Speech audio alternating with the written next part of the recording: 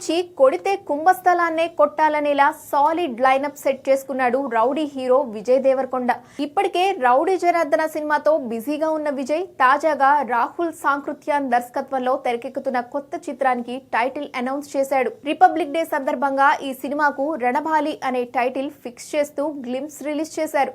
ఇక గ్లిమ్స్ చూశాక రౌడీ అదిరిపోయే సినిమా చేస్తున్నాడని అంతా ఫిక్స్ అయిపోయారు. రణబాలి గ్లిమ్స్ కు సూపర్ రెస్పాన్స్ వస్తుంది. అయితే కొందరు మాత్రం దీన్ని ఏఐతో క్రియేట్ చేశారంటూ పోస్టులు పెడుతున్నారు. ఈ నేపథ్యంలో దర్శకుడు క్లారిటీ ఇవ్వాల్సి వచ్చింది.